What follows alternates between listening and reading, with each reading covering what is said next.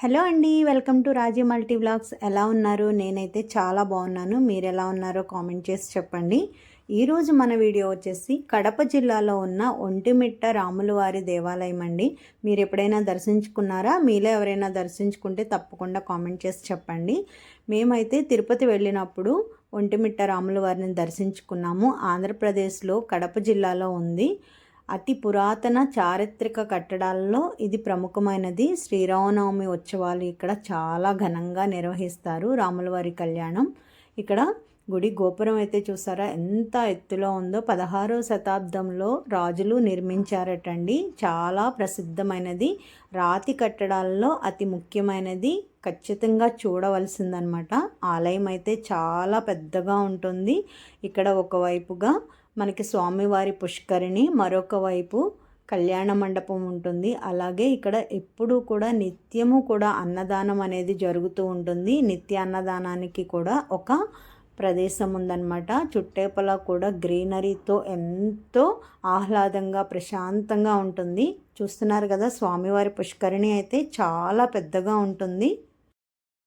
ఈ ప్రదేశం వచ్చేసి ఏకశిలా నగరంగా ప్రసిద్ధి చెందింది.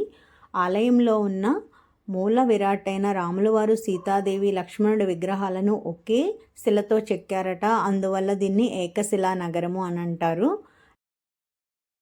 పురాణ కథల ప్రకారం రాములవారు, సీతాదేవి, లక్ష్మణుడు ఈ ప్రదేశాన్ని సందర్శించే సమయానికి హనుమంతుడు వారికి పరిచయం కాలేదని చెబుతూ ఉంటారు. అందువల్లనే ఇక్కడ హనుమంతుడి విగ్రహం అనేది ఉండదు అనేది స్థానికుల నమ్మకం.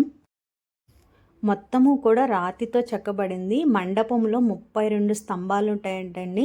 ఆ స్తంభాల మీద భారత, రామాయణ, భాగవత ఇతిహాసాలకి సంబంధించిన ఘట్టాలు శిల్పాల రూపంలో చెక్కబడి ఉన్నాయి. ఎంతో అత్యద్భుతంగా ఉన్నాయన్నమాట.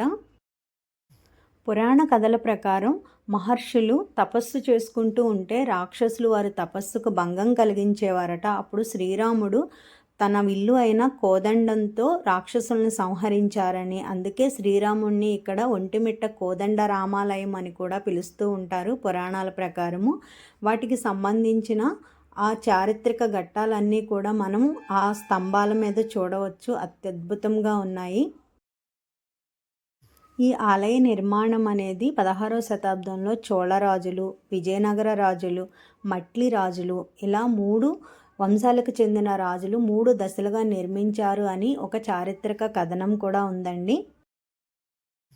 మేమైతే ఎంతో చారిత్రక ప్రాముఖ్యత ఉన్న ఒంటిమిట్ట రామాలయాన్ని దర్శించుకున్నాము. అక్కడ పంతులు గారు మాకు ఆ ఆలయానికి సంబంధించిన విశేషాలను ఎంతో చక్కగా వివరించారు. ఆ విశేషాలనే నేను మీతో పంచుకున్నాను. మేబీ వీటిలో ఏమైనా తప్పొప్పులు ఉంటే తప్పకుండా క్షమించగలరు. చూస్తున్నారు కదా, రాతిపైన ఉన్న విగ్రహాలు అయితే ఎంతో చూడముచ్చటగా ఉన్నాయి. చాలా అంటే చాలా ఆహ్లాదకరంగా ఉంది. మీరైతే నెక్స్ట్ టైం వెళ్ళినప్పుడు తప్పకుండా ఈ ఒంటిమిట్ట రాములవారిని దర్శించుకొని ఆయన ఆశీస్సులు పొందగలరని కోరుకుంటున్నాను. ఎందుకంటే మనకి దగ్గరలో ఉన్న చారిత్రక కట్టడాలని మనం చూసి మన పిల్లలకి కూడా మన సంస్కృతి సాంప్రదాయాలని వాళ్ళకి కూడా నేర్పించాలి అని చెప్పేసి నేను కోరుకుంటున్నాను.